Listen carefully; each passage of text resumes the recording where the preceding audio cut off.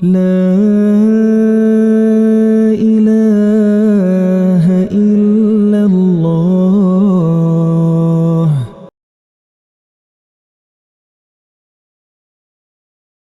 Kemudian dalam hadis diriwayatkan oleh Ibnu Umar,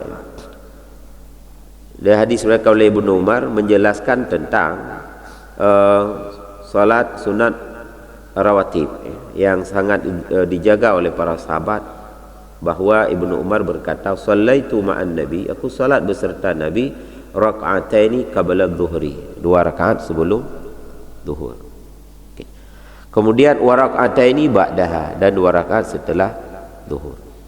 Kemudian wa raka'ataini ba'dal maghrib, 2 rakaat setelah maghrib. Wa raka'ataini ba'dal isya, dan 2 rakaat setelah isya. Kemudian wa raka'ataini ba'dal jum'ah, dan 2 rakaat setelah salat Jumat. Itu salat sunat rawatib dalam hadis yang diriwayatkan oleh Ibnu Umar.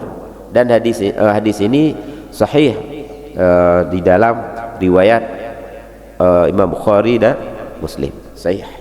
Dua-duanya meriwayat sahihain.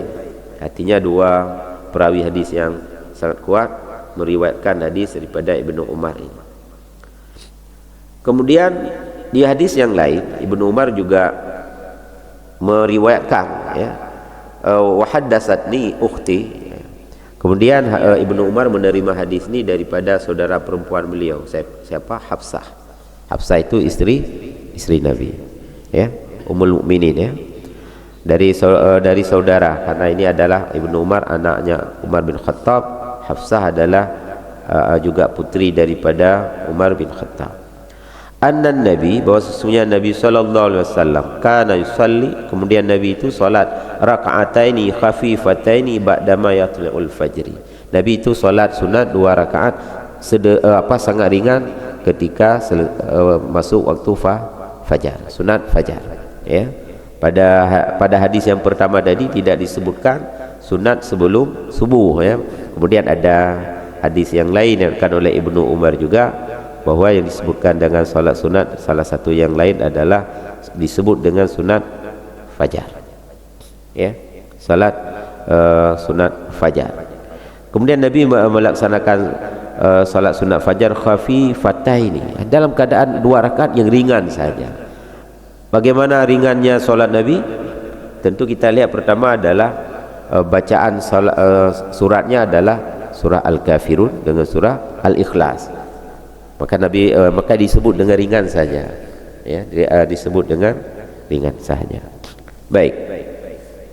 Kemudian dijelaskan oleh para ulama, ada juga pendapat yang mengatakan, ya, la ratiba lil isya, ya. Tidak ada salat sunat rawatib bagi salat isya. Apakah sebelum atau sesudahnya, perbedaan, nanti akan ada penjelasan. Tidak ada salat sunat rawatib di waktu isya, baik sebelum ataupun sesudah. Pendapatnya mengapa? Karena salat sesudah salat isya itu sudah disebut salat malam, tidak disebut rawatib. Kalaupun kita melaksanakan salat sunat setelah isya, jandahana sembahyang malam ni sudah dihitung salat sunat malam. Kalau kita mau melaksanakan salat rawatib, ya silakan saja. Tapi salat sunat rawatib setelah isya juga disebut dengan salat malam. Setelah salat isya itu sudah termasuk salat malam. Walaupun kita niatkannya salat rawatib, tapi itu sudah masuk salat malam, ya. Sudah ayyakuna min salatil lail, itu sudah masuk salat malam. Setelah salat isya itu sudah termasuk salat sunat malam. Tapi ada juga yang mengatakan, ya, itu juga rawatib. Pendapat banyak, ya. Pendapat banyak. Kemudian pendapat yang lain juga yang mengatakan bahwa sebelum zuhur itu 4 rakaat. Ini hadis daripada Tirmizi. Maka pilihan bagi kita boleh 2, boleh 4 untuk salat rawatib sebelum zuhur, ya. Karena Rasulullah SAW sebagaimana diriwayatkan oleh Imam At-Tirmizi dan disahihkan, ya, man hafadha ala 4 raka'atin qabla dhuhri wa 4 ba'daha harramallahu 'alan nar. Barang siapa yang menjaga salat sunat sebelum zuhur 4 rakaat, setelah zuhur 4 rakaat, maka Allah haramkan tubuhnya daripada api neraka. Bagaimana dengan sebelum asar? Ya. Bagaimana dengan ada hadis yang diriwayatkan oleh Ibnu Khuzaimah dan Ibnu Hibban dan hadisnya sahih. Apa hadis yang diriwayatkan oleh Ibnu Khuzaimah dan Ibnu Hibban? Rahimallah, Allah merahmati seseorang shalla qabla al-asri arba'an, orang yang salat sunat 4 rakaat sebelum asar. Jadi hana tidak perlu ragu terhadap tadi di hadis Ibnu Umar tidak disebutkan sebelum asar, tapi ada hadis yang diriwayatkan oleh Ibnu Khuzaimah dan Ibnu Hibban juga dari Ibnu Umar, dalam hadis Ibnu Umar juga, tapi diriwayatkan oleh Ibnu Khuzaimah dan Ibnu Hibban, hadisnya sahih 4 rakaat sebelum asar. Ini banyak sekali penjelasan para ulama tentang salat sunat. Kemudian dijelaskan juga oleh para ulama di dalam yang lain, keharusan kita menjaga solat rawatib ini hatta ketika kita berada di Muzdalifah, ketika yang sedang melaksanakan haji, jagalah solat sunat. Biasanya orang hendak perumunya ya, karena merasa pada sedang jamak qasar itu masalahnya. Padahal ada penjelasan para ulama yang untuk menjaganya ya. Kemudian Rasulullah juga dalam riwayat yang lain mengatakan ya, untuk benar-benar menjaga ini, wa 'alal rajih al-muakkadul asyrul awal, 10 yang awal daripada bulan Dzulhijjah itu Rasulullah juga sangat menjaga salat sunat rawatib ini ya. Kemudian bagaimana dengan sebelum maghrib? Kita ulang lagi lah, nyoka barang kata dupa tapi kita ulang loh ya. Ada hadis Nabi ya, yang mengatakan sallu qabla salatil maghrib, salatlah oleh kalian, salat sunat maksudnya sebelum salat maghrib. Tetapi para ulama menjelaskan begini, liman syaa, bagi yang mahu saja, tidak kuat salat sunat rawatib sebelum maghrib. Dijelaskan oleh para ulama lainnya, kirahatun ayyat takhadahan nasu sunnatan, makruh bagi kita terus menerus melaksanakan salat sunat sebelum maghrib.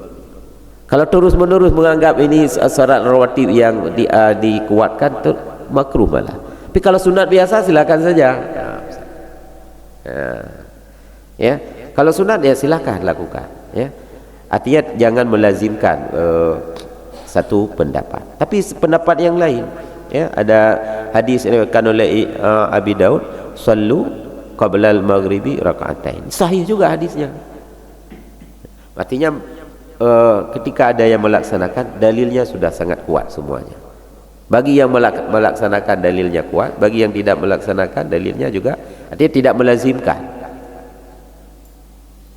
Artinya tidak perlu jaga saja solat sunat ini. Semuanya ada pendapat, sangat banyak sekali pendapat para ulama tentang hal ini ya. Baik. Dan ini adalah solat sunat yang tidak disunahkan untuk berjamaah ya. Solat sunat rawatib itu solat sunat yang tidak disunatkan berjamaah. Bagaimana sebelum Jumat bagaimana? Sebelum Jumat ini ada hadis yang diriwayatkan oleh Ibnu Mas'ud. Ibnu Mas'ud adalah seorang sahabat Rasulullah. Apa kata beliau? Ya, bana Ibnu Mas'ud kana yusalli qabla al-jum'ah arba'an wa ba'daha arba'an. Oh, Ibnu Mas'ud salat sunat sebelum Jumat 4 rakaat, setelah salat Jumat 4 rakaat. Ada hadisnya juga. Ya. Ketika berbeda ya biasa saja. Artinya yang melaksanakan juga ada hadisnya ya, tidak melaksanakan juga ada hadisnya. Malah ada kalau Ibnu Mas'ud melaksanakan yang 4 rakaat. Jadi pengetahuan kita terhadap ini harus terus menerus kita ya. Walaupun ada yang mengatakan bahawa Jumat mukhalafatul lidzuhri. Wow, salat Jumat berbeda dengan zuhur. Itu ada juga pendapat ya. Artinya tapi di dalam kitab Al-Mughni disebutkan wal jum'ah kadzuhri. Jumat itu seperti zuhur. Jumat itu seperti zuhur. Di dalam sisi fir rawatib qablaha wa ba'daha. La ilaha illa